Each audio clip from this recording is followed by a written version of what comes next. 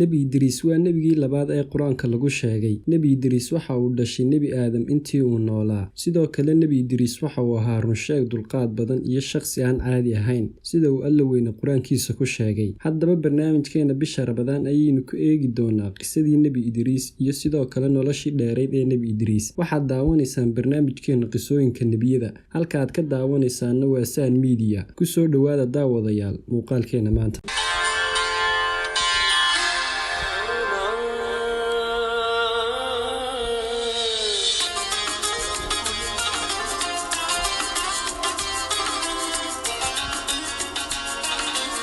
Nebi Idriis waa ninkii ugu horreeyay ee basharka u soo bandhigay fanka wax akhriska iyo qoraalka. Sidoo kale waa qofkii ugu horreeyay ee ugu hor bilaabay tolashada dharka. Waa nebigii uu Alle u soo diray dadka Nebi Aadam iyo Nebi Shiid gadaashood. Waxa uu nolosha ku soo gaadhay Nebi Aadam oo ay noloshiisa ka harsan tahay ku dhawaad 308 sano. Cabdullaahi ibn Mascuud sida uu ku qeexay Nebi Idriis calayhi salaam waxa uu yiri waxa uu ahaa nin dheer oo aad u degan. Waxa uuna lahaa garh buuxa. Waxa uuna ahaa qof aftahan oo dhaxla xikmad iyo cilmi badan. Nebi Idriis waxa uu Alle u doortay inuu noqdo nebigii ugu horreeyay ee Alle weyne doorta kadib Nebi Aadam. Sida laga soo xigtay Ibn Isxaaq, Nebi Idriis waxa uu ahaa qofkii ugu horreeyay ee qalin wax ku qora. Sidoo kale Ibn Kasiir ayaa isaguna soo wariyay markii Nebi Aadam geeridu soo xaadirtay inuu isagu yeeray dhammaan awlaadiisii iyo dadkii ka farcamay, maadaama uu waqti badan noolaa cimri dheerna Alle subxaanahu wa tacaala siiyay.